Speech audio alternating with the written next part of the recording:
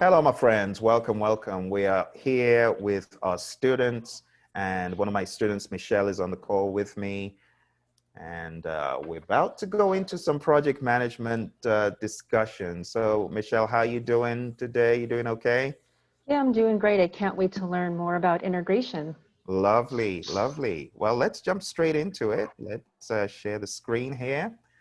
And I'd like to say welcome to everyone who is watching. We call this Smart Project Management, because we try to do our project management smart, specific, measurable, achievable, realistic, and time-framed.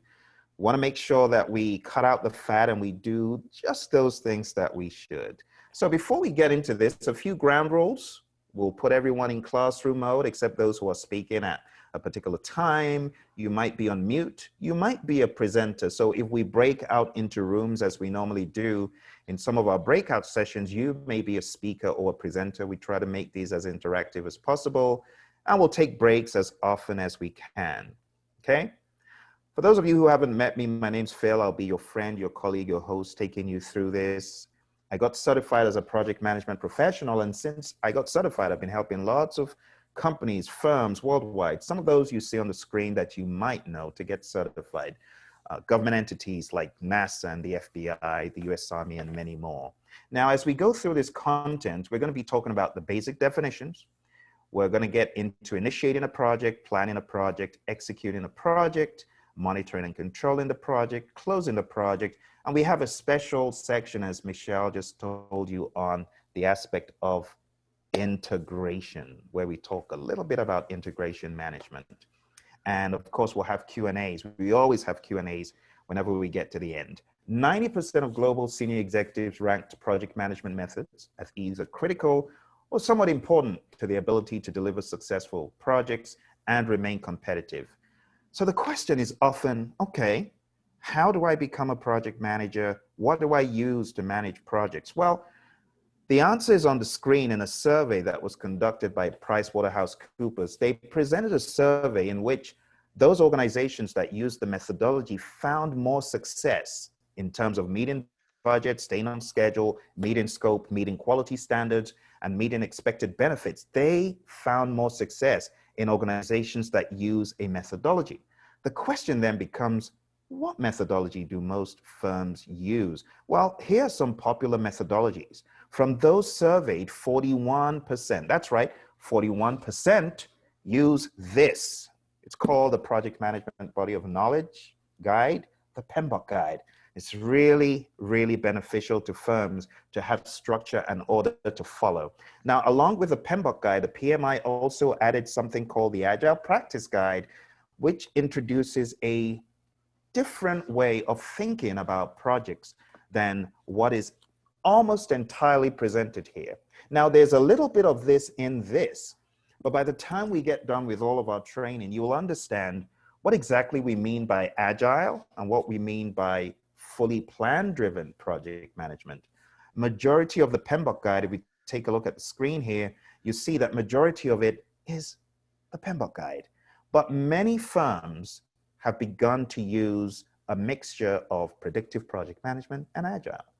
So a few core definitions for those who haven't studied these core definitions. What is a project? So let's talk about early day project management, 2500 BC. Does it amaze you that this is a project? It is a project. It has a start, has an end, has resources allocated to it. Some of my students have been here. The Great Wall of China, right? Also a project. So in ancient history, whether it's the Taj Mahal, the Model T, the Hanging Gardens of Babylon, there's always been project management somewhere. So the question is often, what makes project management great? So I'm going to ask Michelle to talk to me on this one. Michelle, what do project managers do? Because a lot of times people say, what do you folks do? What do we do? We guarantee the project success, Phil, and I think a really important piece on learning more about project management is knowing the processes that you go through and knowing what tools and techniques that you should use to really tailor it to the specific project that you're working on. You know, you mentioned there's the Model T Ford. It's a very different project to the pyramids. And what tools and techniques did they use? You know, what methodology did they go through? And as you brought out with Agile, that's a whole new world that's opening up. And so as you mentioned on other courses, that the PMBOK and project management, it is waterfall, but it's also Agile because it kind of intermingles. And so I can't wait to learn more about that as you talk about integration. But in a nutshell, that's what project management is about, is making sure the project succeeds on time and under budget. Absolutely. Fantastic, Michelle. That is right on the money. And indeed, the Ford project, very different from the Hanging Gardens of Babylon. But one thing holds true when we look at project management: it is made great not because of software tools. I have a quote that says, great project management is not great because of software tools. It's made great because of the great minds and attitudes of the people behind the tools. So in the late 19th century, people were tasked with doing things better. Business leaders were told, do it quicker, do it cheaper, do it more efficiently. And then leaders such as Henry L. Gantt began to emerge, and Henry L. Gantt presented an idea for managing the timeline of the project, which we call the Gantt chart. And he also was instrumental to the milestone chart, which you see on the screen. But drum roll, enter the PMI, the Project Management Institute. In 1969, these 5 awesome people decided to put project management on the map by forming an organization that standardized a lot of the practices that they saw around them. They're like, these should be put somewhere in a document, in a book, such as what emerged to be the PMBOK guide. The PMI is the leading global association for project management. They were founded in 1969. It's a nonprofit. And they pretty much standardized a lot of these techniques. They put them on the map, and they're instrumental behind the PMP certification, which is by far the most widely known certification in the world. And as you see on the screen, it has grown in leaps and bounds. And I know, Michelle, you are thinking about getting PMP certified. Why are you thinking about getting PMP certified? Can you share some of that with us? Oh, sure, of course I can. It's really to know more in depth about project management, but it's also that global certification, the fact that it does have gravitas and weight, and that there is a whole world that opens up to you. As you know, most of my colleagues have mentioned that you can work globally, you can work in any sort of industry. And so that's what really attracted me to pursue my PMP in particular. Lovely. That is just so awesome that you've decided to do that. It's a little bit of an uphill climb, isn't it, Yes, Michelle? it is. But we're getting there, aren't we? We're getting there. So it's a journey, but just take a look at the wisdom in going for the PMP. Back in 1984, there were about 40 PMPs. And as at 2015, we had 655,000. But moving forward, if I was really going to show you what happened next, I'd have to draw it myself. And what happened next is in 2020, guess how many we have? 1 million plus PMPs. So it absolutely makes sense to go ahead and pursue a certification in project management. And what is the PMBOK guide? The book I showed you, well, it's the accepted good project management practices. And we use this to manage most projects, not the book in particular, but the practices that are talked about in it. What is a project? Well, it's a temporary endeavor undertaken to create a unique product, a service, or result. And like I said in the very beginning, those projects, they have a start, they have an end. Now, moving a little bit forward to advance into some more project management lingo, we have things called process groups. And the process groups are initiating a project, planning a project, executing a project, monitoring and controlling a project, and closing it. And wherever we train this across the world, be it in Europe, be it in the Americas, be it in Asia, wherever we train this stuff, we found that people gravitate towards this model. Yes, we initiate our projects. That makes sense. Yes, we plan our projects. So our smart project management course is actually broken down by process group. So initiating, planning, executing, monitoring, and controlling, and closing. Here's a quick tip for you to remember these. We have a mnemonic. I prefer eating mangoes chilled. And it's I for initiating, P for planning, E for executing, M for monitoring and controlling, and C for closing. Now, one of the things we do in our sessions is polls. So I'm going to ask our students, and we have quite a number of students on the call that you cannot see. Michelle is just one of our students that you see right now, but we're going to launch a poll, and our students are going to participate in answering the question on the screen. So how many process groups are there?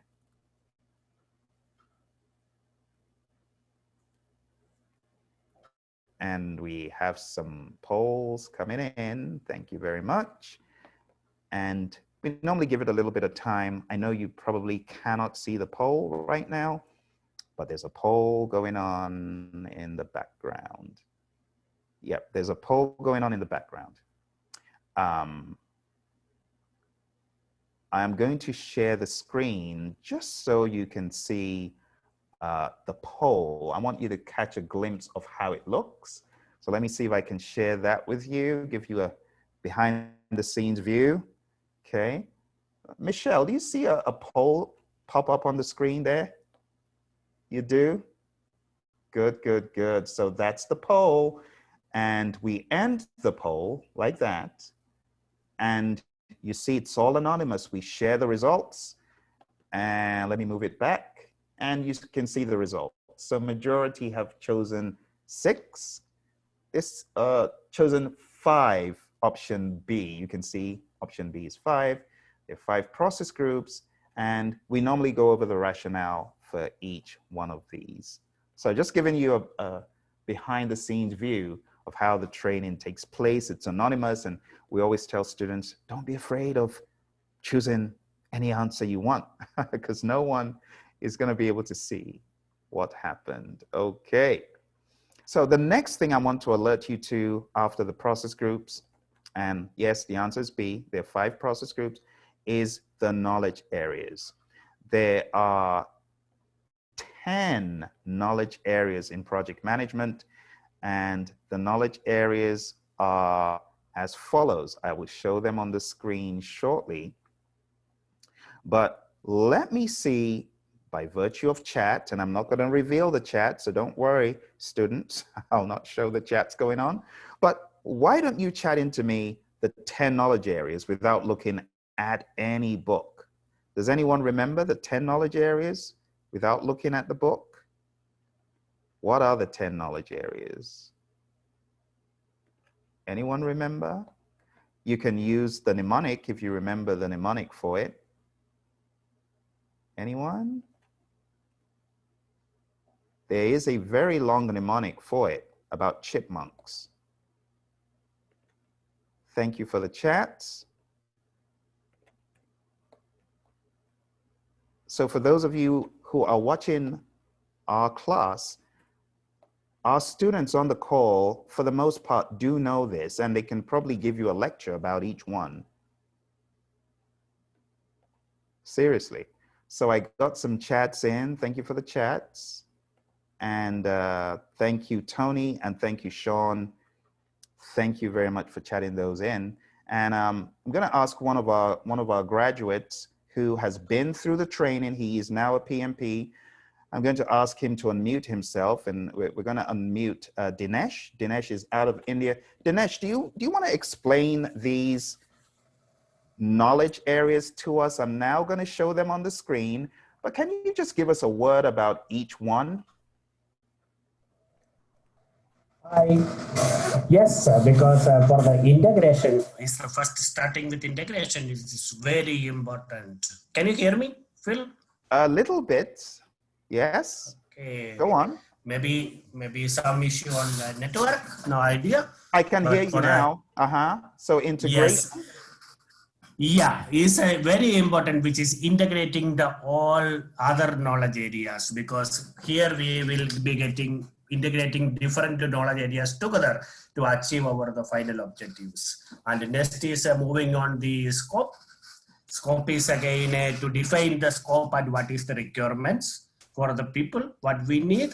And then schedule, here we define the overall the project schedule to plan how the project needs to be done. And then we are moving on to the cost, where we managing all the cost of the project. So this will be the next area. And then from here, we will move on to the quality, where we will be managing all the quality related, and also through the control quality, we will also be verifying the deliverable to become a verified deliverables. And Okay. then we will move communication to manage the overall project communication, to plan and then manage and control the needs of the stakeholders communication management. And then we will have the procurement, where we will manage how the project resources will be procured here, and for the project needs, whether it is a material, human, and all the project resources is in project procurement management. Then we have the risk management, where we'll be managing all the risk. All the risk will be managed throughout this process. And then we have the resource management, where we will all plan, then acquire, and then manage, and then control the resources. And then finally, we will go to the stakeholders. With the stakeholder management, we will meet all the stakeholder expectation, and we will first identify, then manage, and then control all the stakeholders. Lovely.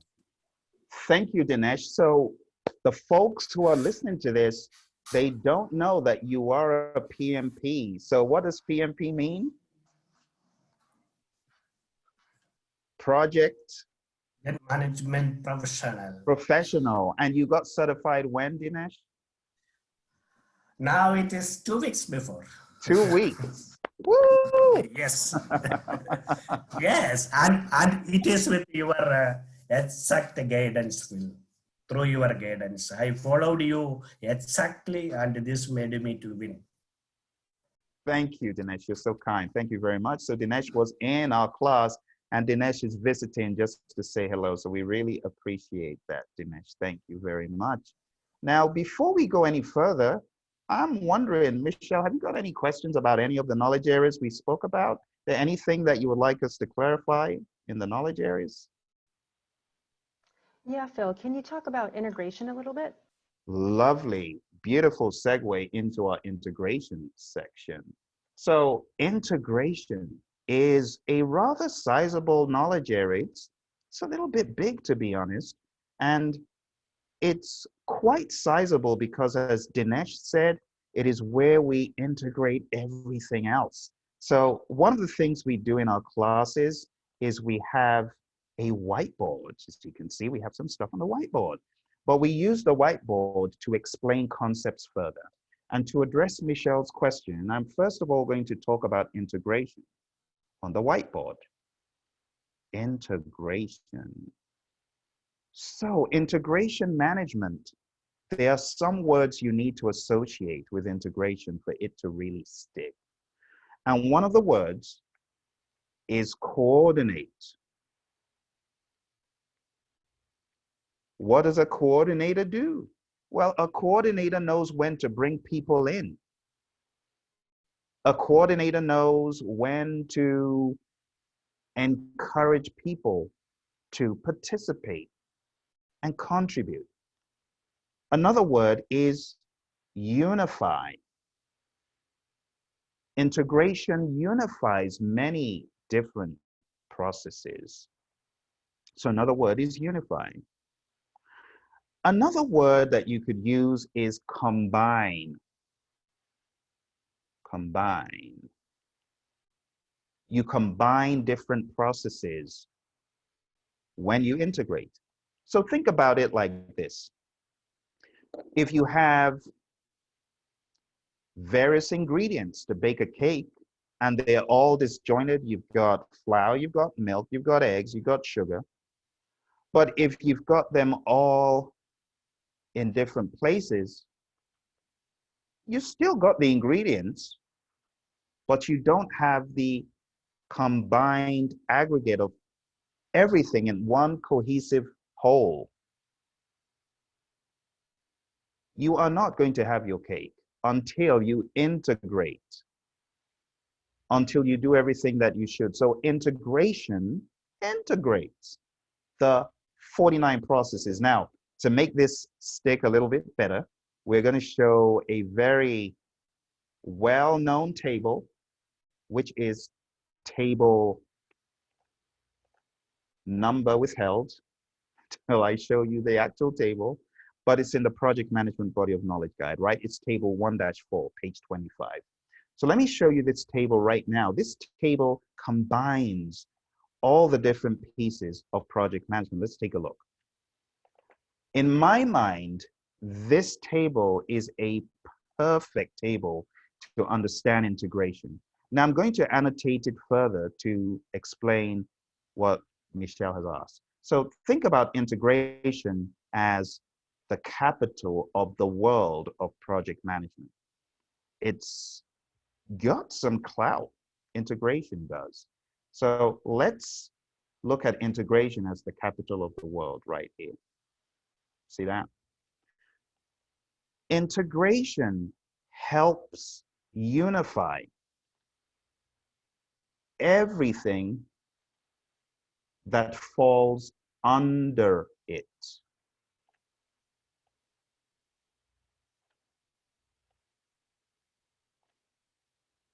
Integration will help unify anything that needs to be unified across all of the processes of project management. That is a major hallmark. Let me explain these one by one. So when we talk about developing the project charter, this is the authorization for the project.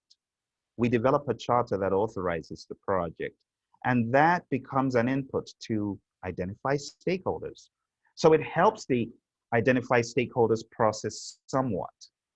But going beyond that, integration is where we collect all of the outputs of these processes that I'm showing you, and it aggregates them in the process known as Develop Project Management Plan. In other words, this process, Develop Project Management Plan, aggregates all of this stuff that I'm showing under it. See that? And then when you take a look at the next process, Direct and Manage Project Work, guess what happens? This aggregates all of this stuff. And guess what you get out of this? You get out raw observations and data regarding the entire project. The question is typically, what performance data, which we'll call WPD, which is raw observations on the project, it is an output of direct and managed project work. See? But the question is often, where did all that WPD come from? The answer is all of these processes in executing. It's implicit, you see? Now, this is pretty advanced. Now, I know Michelle is not lost and other students are not lost because they've been coming along with the class. You who is watching, you might find this to be a little bit abstract, and that's because we're going to a higher level of understanding of the Penbook guide, which is needed for the PMP exam. But I hope you are getting at least a little bit of the information.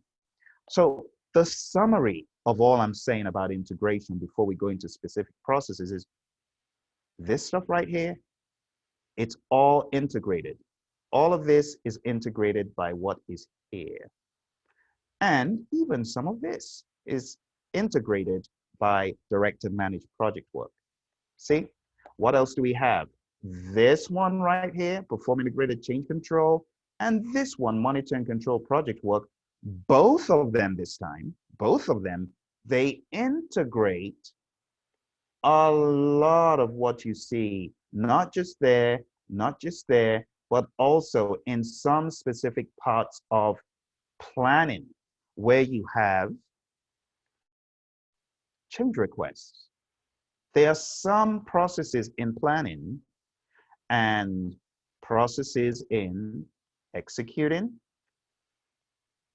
and a number of the processes in monitoring and controlling,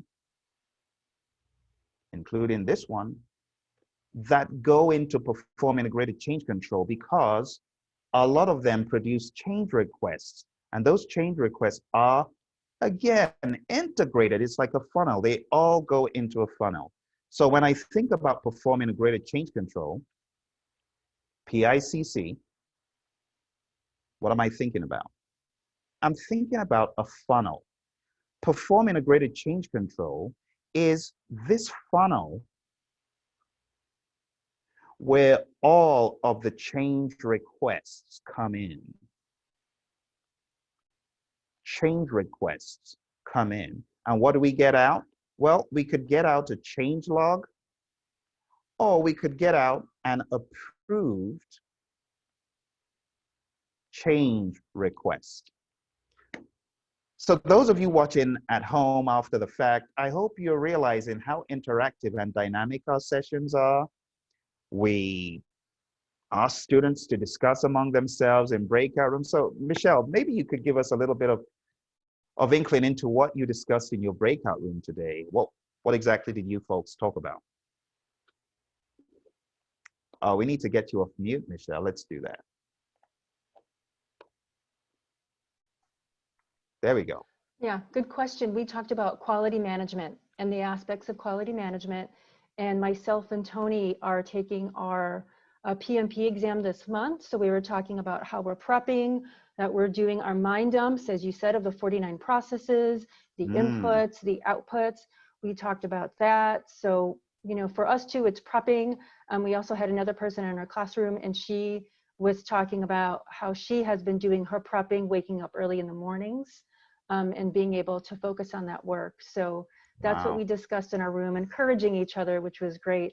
But also too, Phil, we all appreciated your deep dives into the really thorny questions and things that we might encounter on the exam. And then also your depth of experience that you bring to it, especially around earned value management, which is a bear for a lot of people, as you know.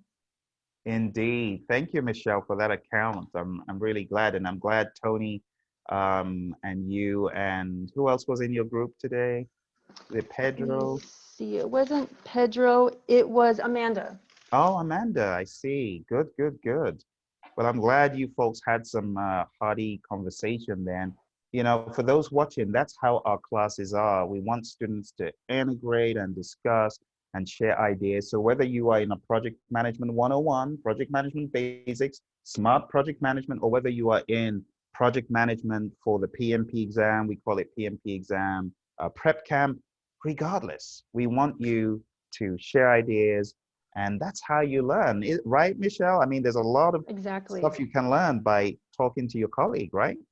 Well, and also too, when we are stumped, it's great to directly ask you a question, and Phil will actually either make a video about your question or will email you back. So he's a very hands-on instructor, and he wants his students to succeed.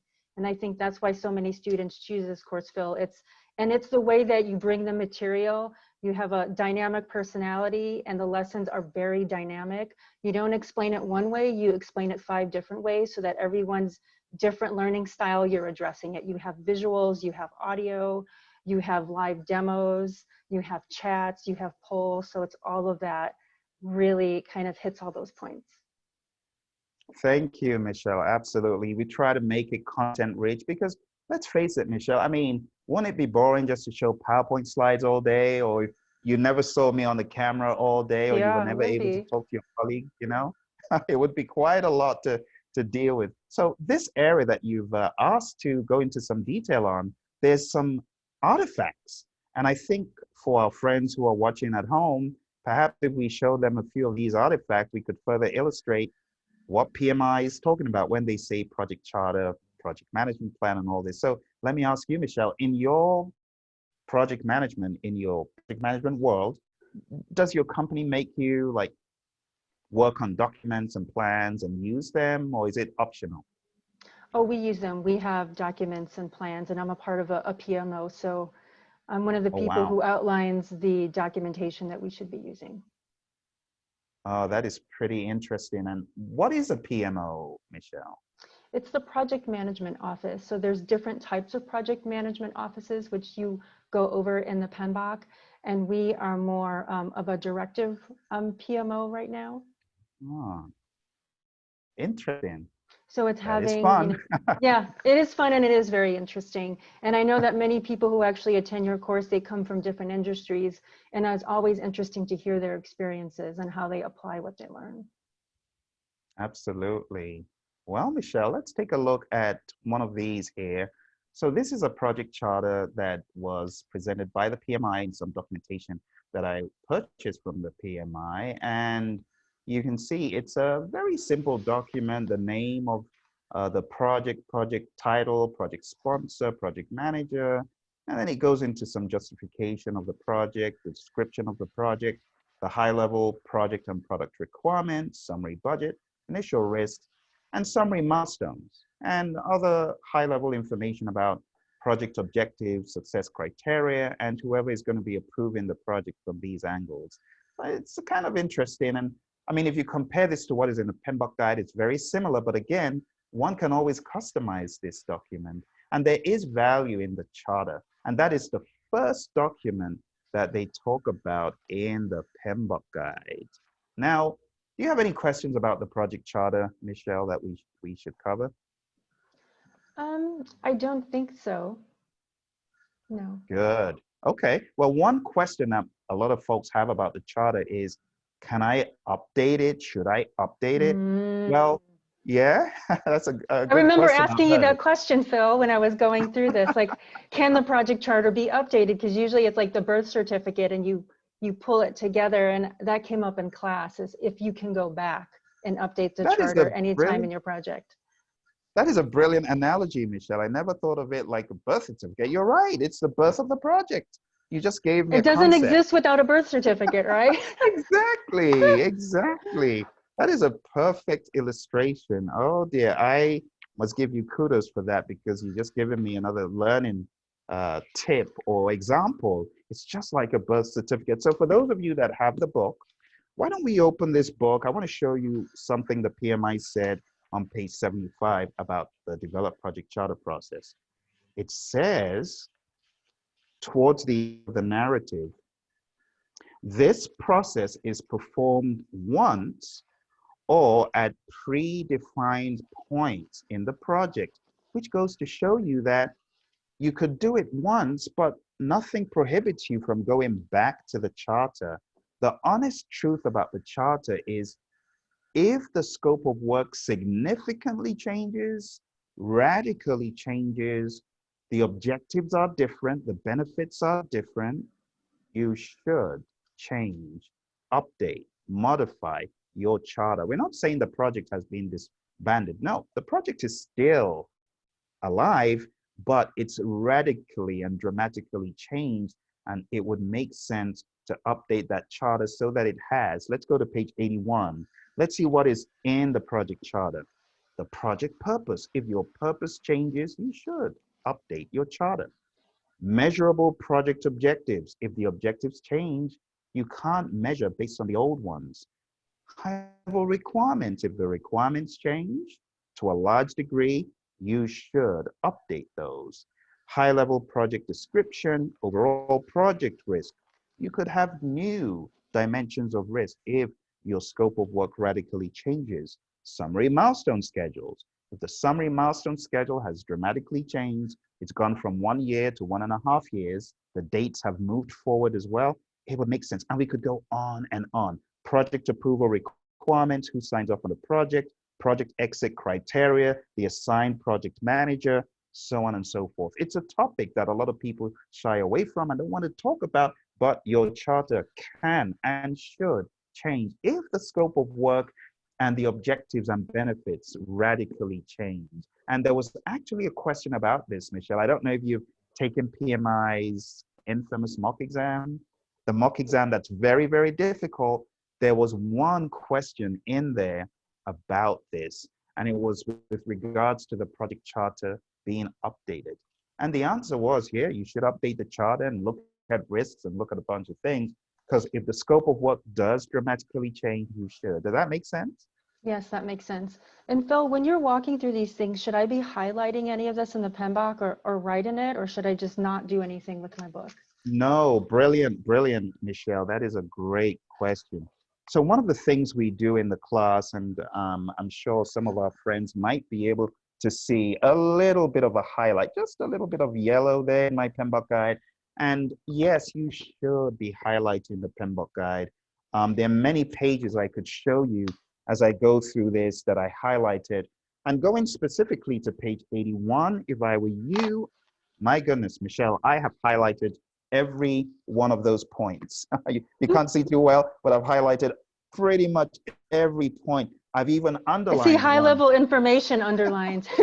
That's that. Oh, you saw that. Mm-hmm. Exactly. The high level information. People often forget that it's high level. We're not going into details, but high level, yes. So I underlined high level, and then all the bullets, they're all underlined. You know, when you're reading the PMBOK guide for the PMP exam, it's a different ball game. Everything has to be taken notice of, if you get what I mean. Everything. Mm-hmm. And I know that our PMP, resident PMP, Dinesh, he knows about this. So Dinesh, I don't know if you can chime in to tell us, did you highlight your PMBOK guide? I think I've got pictorial evidence to show that you actually did highlight your PMBOK guide. So let's go ahead and unmute Dinesh and see what Dinesh has to share about the PMBOK guide I highlighted feel, process. yes, I Did, feel, did you yes, you highlight it? need to all important. Whenever your class is there, wherever you mention, immediately I highlight the point. And I used to read this weekly every time, Wow. all the from starting to end. That is great, great information. Thank you very much for that, Dinesh. And in terms of how many times, I know the answer, but a lot of our students, they could benefit from being reminded. How many times did you read the PMBOK guide? Twice. I read it twice, but in bits and pieces, not all the way through. And I think one of the things that Ken, who was a student who just graduated, brought up is there's actually the standard in the back. And so it kind of goes through the process groups on their own. And I think that's really helpful, especially if you're just starting out on the course, to read those, to be familiar with them first before you get into the nitty gritty of each individual process, because it gives you that high level overview before you get into the nuts and bolts. That is a beautiful point right there, Michelle. Why don't we go on down to that good page, 534. And Dinesh, if you want to come back on and tell us about your experience, that'll be good. But let's go to that page that Michelle is talking about. I think it's 550. Oh, no, 540, 541. 541. Thank you. And my goodness, there's quite a lot of great information that's not even in the main body of the PMBOK guide, such as the interactions of the process groups on page 555. And there's one more on page 549, the impact of variables over time. That's also another good one to look at. These are some really great nuggets right here. That is splendid. Awesome. Well, let's go back to a few more little things in our integration discussion here. So taking a look at integration at the top, we're going to zero into integration now. We're going to zero into these 7 things. So I showed you the project charter, okay? And now we're going to take a look at all of the other processes of integration, and I'll explain them one by one. So let's take a look at a high-level integration process array. So this is integration. So again, the buzzwords: integration helps coordinate, unify, and combine. And the processes are: 1, develop project charter. The sponsor and or the project manager creates the project charter. 2, develop project management plan. This is where we assemble all subsidiary plans and baselines to create the project management plan, which guides the entire project. 3, direct and manage project work. This is where we theoretically create deliverables, but the work of the project manager is directing and executing the work along with a team that has already been planned. Remember, I talked about work performance data. Well, this is where the project manager and the team make basic project observations. And these basic observations are just used to better manage the project. The next process is manage project knowledge. So think about it in your firm. If you discover lessons learned, you want to create a lessons learned register and store this knowledge. So in this process, you are generating new knowledge about what works and what doesn't.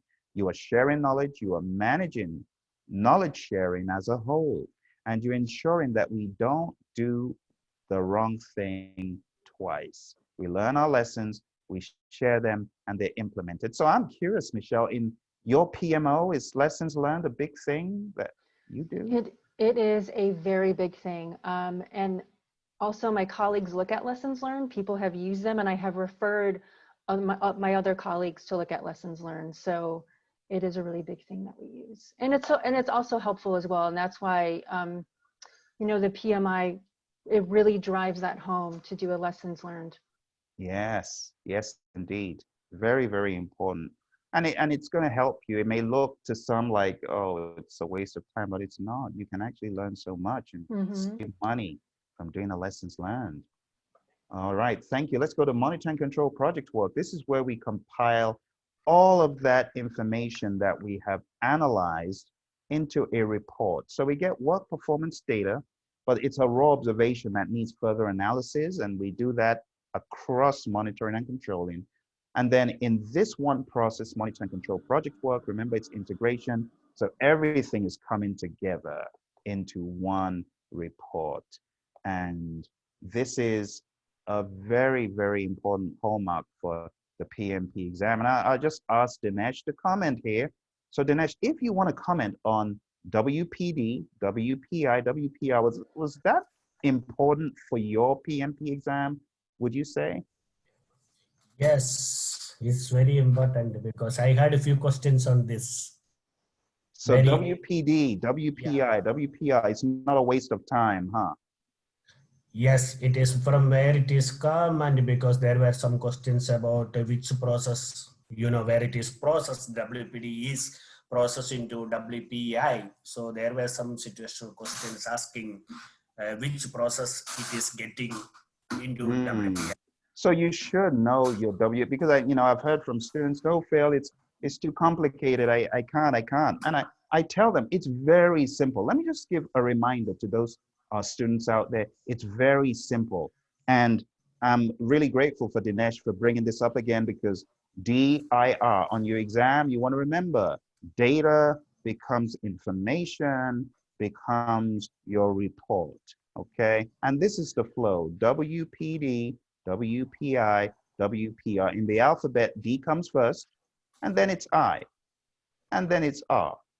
And in the classes, we actually go into a lot of detail regarding where each one of these comes from.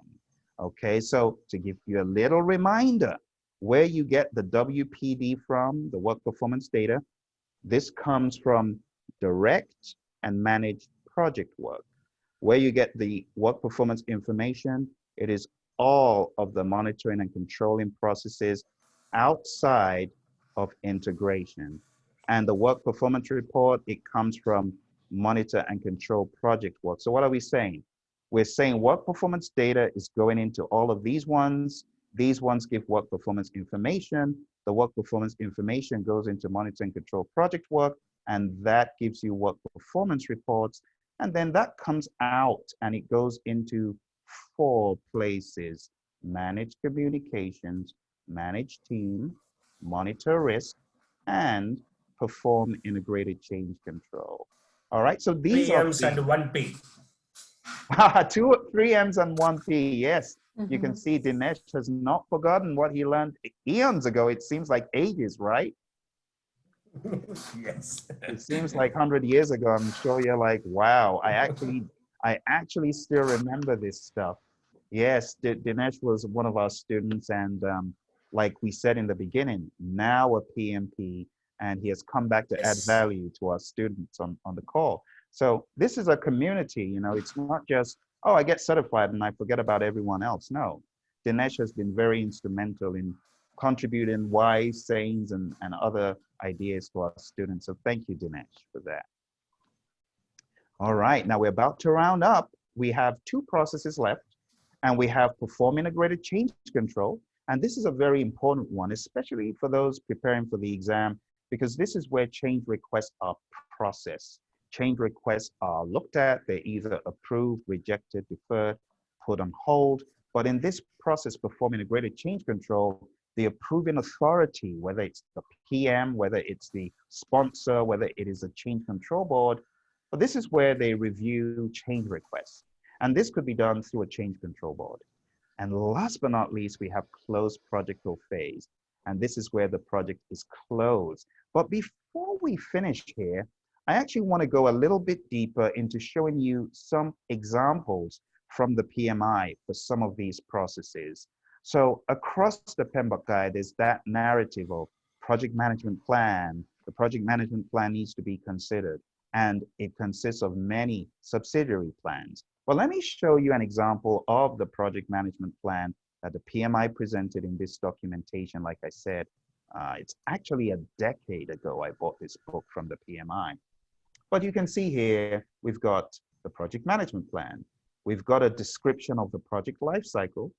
We've got a decision here about how variances and baselines will be managed.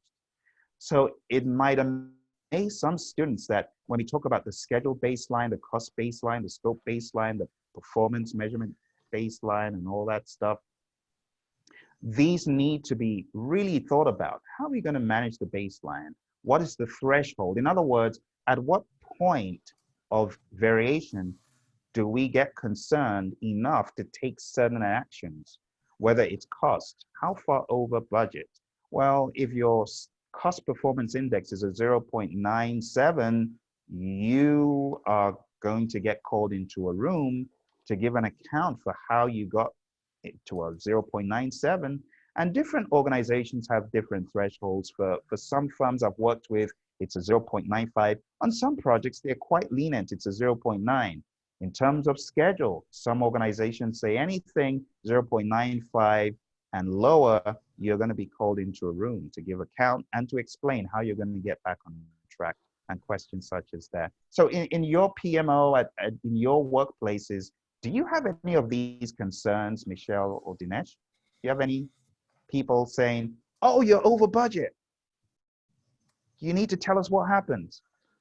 And you need to tell us how you're going to get back on budget. Do you see that happening or not? Not really. We do. For me, if it is for sure, because different project, this is more information on regularly basis I provided to the, actually to the my next level boss and the PMO. Gotcha. So Michelle, are they big on this as well, like Dinesh described in your firm? And in my place of work, it's different, but there is accountability for this. Accountability, there you go. I love that, accountability. All right, and part of this plan, you see project reviews, tailoring decisions, project-specific considerations, and things such as that. So that is just one. It's a very simple simple look at the project management plan. Let's take a look at the lower parts of this plan. So if you take a look, we've got subsidiary management plans, and all they're talking about here, if you look very close, all they're talking about is the approach. How are you going to manage requirements? How are you going to manage scope? What about schedule? These are just questions about how will you manage? How will you manage? On some projects, these could be binders and huge documents. But on other projects, it could just be one sentence. So what is your requirements management plan? It could be the requirements will be managed by the team using a requirements traceability matrix. End of story. And that's short. It's very, very possible to have a plan that is that short. So that is the project management plan. And of course, there are many. We could take one piece of those subsidiary plans and we could actually blow it up into more information and more information. This is one Dinesh talked about in the very beginning, which is change management. And he was talking in the chat to someone about change management, but this is a change management plan. So Here we have definitions of change. Schedule change, let's define it. Budget change, scope change. What about project document changes? What are the changes? And then who is on the change control board, if there is one? Their name, their role, their responsibility, their authority. What about the change control process? How are we going to submit change requests? Who's going to track them? How are we going to track them? What about the review of change requests? What about the ultimate disposition? How is that going to happen? You can see those are all examples of the things you find in your change management plan. And you know, there are so many plans in the PMBOK guide. We could go on and on and on. I'll show you one more plan, the procurement management plan. And again, what is the procurement authority? What are the roles and responsibilities? What are the standard procurement documents? What are the contract types? What about bonding and insurance requirements? Are there going to be any? What about selection criteria? What will that look like? And on and on and on. Integration requirements for the procurement and many, many other pieces. Now, to advance into the world of executing, there's one form that I want to show you in executing. And this is quite helpful to companies that have big teams, just so you're able to keep track of your teams. We call this a team directory. And this is not one of the formal documents, but this helps us do a good job in managed team. It helps us do a good job in our stakeholder management as well. And this is one of the things PMI put together in this documentation that I've been explaining here. There's also another one, a team operating agreement. In other words, ground rules. So team values and principles, meeting guidelines. These are things that help us in direct and manage project work. You see, communication guidelines, many, many different pieces. So what is your first comment about some of these that you have not necessarily seen in the PMBOK guide? Any comments from either of you or any of the students? I think this is really interesting, Phil, because I talked to Amanda in our group, and she said when she saw the actual forms, it solidified her learning, that it wasn't words on a page that she was reading. So I think it's really good that you're showing these examples. And they're also in your essentials book, some examples of this, which is really great. That's true, Michelle. We actually have, for those firms that embark on training with us, we have a collection of forms actually in our project management essentials book that we make available to entire firms. And these are forms, not the ones I'm showing you, but forms that were created specially for us to be able to use with our students and teams. And when we meet face to face for our trainings, which happened before COVID, we would have students actually use these forms to create an example of these artifacts. But there's a website which is free. I'm going to show you that website right now. And it's a website from the CDC. And there's a link to it that I will share. It's tiny.cc/Sigma PMO. And Tony said, it does help to see examples of the documents. Thank you for that, Tony. Let's take a look at some of these documents on the CDC's website. I mean, the CDC has been in the news, Center for Disease Control and Prevention. Here's their website. We're taking a look at this website. You can see that they actually have a number of these documents that they have put together, and guess what? They are free. They are free. So the website, tiny.cc/Sigma, as in Six Sigma PMO. And for those who have not seen examples of these documents, that will be a very good place for you to go and take a look at some of their examples. All right, now before we close, we just got two areas that we need to see examples for.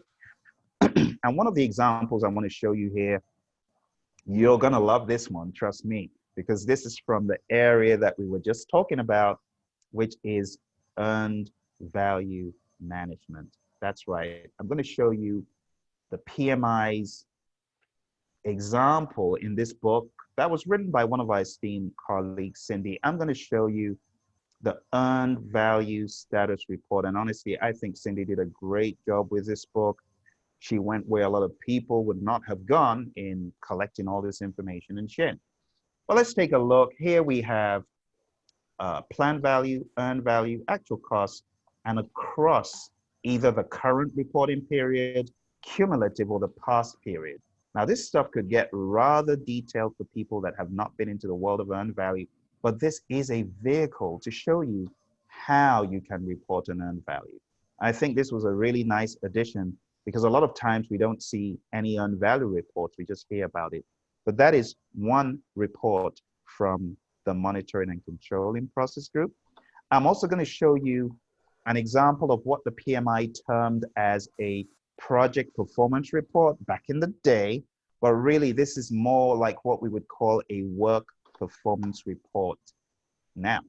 So this is the 10 years ago version of a work performance report, but it's called a project performance report, pretty much the same thing. So the accomplishments for this reporting period, accomplishments planned but not completed, root causes of variance, and many other pieces of information.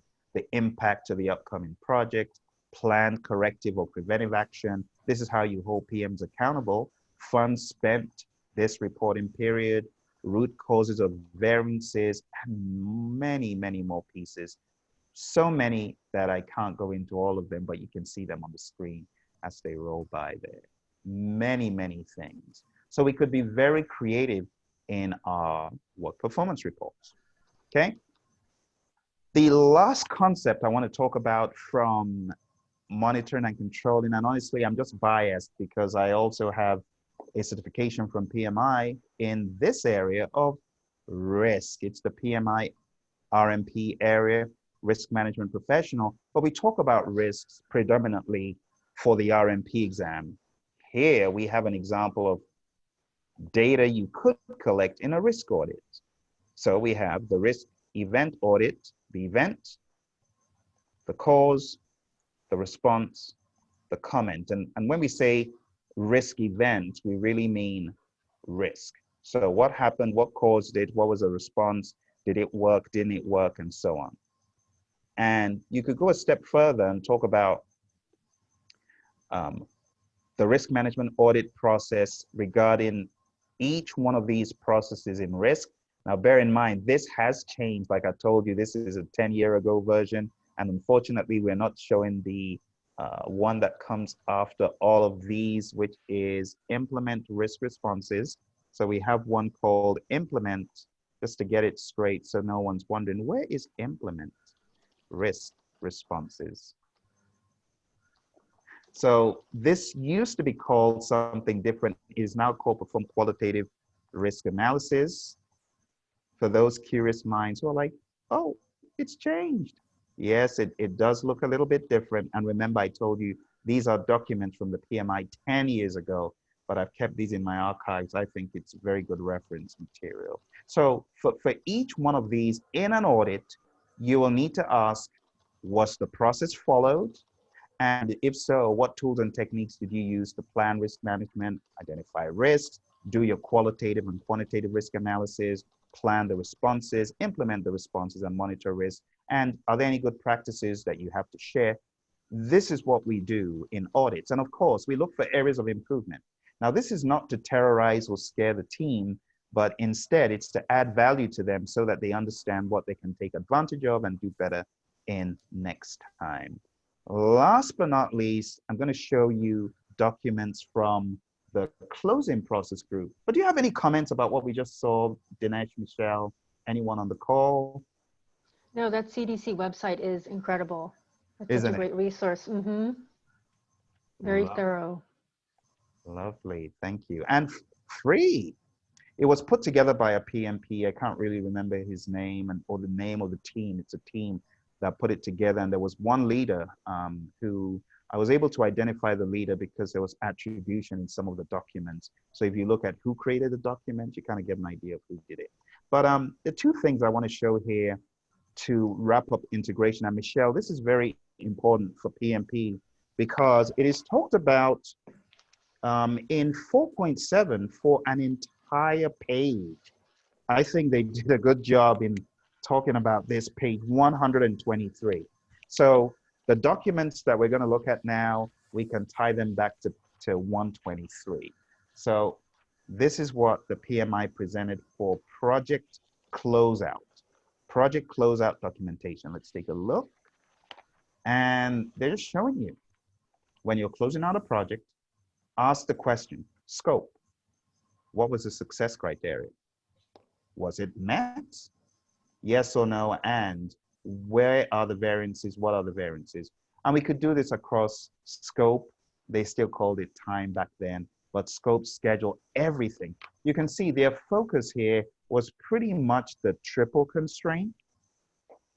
But we could go a step further and talk about everything on the project. What is the success criteria for scope, schedule, cost? Was it met? Was it not met? So that is one piece of documentation. And Michelle, going back to page 123, which Dinesh probably does not care to read right now. He probably is like, yeah, that's fine. I don't care to read. I'm a PMP now. I don't need to go back to. But still I am need to Woo! Let's get a close up of that, Dinesh. Hold up your Penbook guy. Let's see. Good man. He still you can has see always it is written everywhere. Good man. He hasn't put it on the furnace. You should learn from him. He could have thrown it into the fire, but he didn't. He's kept it. Good job, Dinesh. All right. So the last one that I want to show you after that one is what we call the contract closeout. Now, this is not technically speaking an integration, but it's an area that is mentioned on page 123, and I just want to touch on it real quick. It's the contract closeout. And this is actually done in procurement. All right. So you want to ask on the procurement, what worked well? Scope, quality, schedule, cost, other. What can be improved? Scope, quality, schedule, cost, another. And a few other pieces of information can be gleaned. The record of contract changes. Were there any contract disputes? And how were they resolved? And what date were they resolved on? These are some of the thoughts you want to have as you comb through the scope of the PMP exam with integration, especially in mind. If you look at page 123 really quick, it says the second diamond, confirming the formal acceptance of the seller's work. So you need to confirm, did we really accept the seller's work? Are there any open claims? You want to update records to reflect final results. This is some of the stuff that they're talking about. Okay. So Michelle, do you have any questions that I can answer? Anyone in the chat got any questions? I want to give a shout out to our friends, Pedro and Sean and Sonia and Tony. And honestly, if you have any comments, you can feel free to unmute yourself and ask a question or comment, because this is our big wrap up. But I want to say a massive thank you to our friends, Michelle for jumping on, for Dinesh for jumping on, and anyone else who has questions. Now's a great time. Questions, concerns, going once, twice. Okay, well, thank you so much, everyone, for your contribution to our review of smart project management and integration.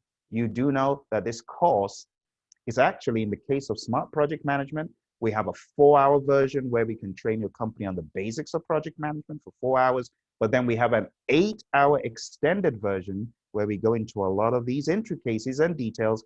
And then again, we have the PMP exam prep camp, which is 35 hours and then some on all of the stuff in the Penbook guide. So thank you all very much. And we look forward to seeing you hopefully again soon. Bye for now. Thank you.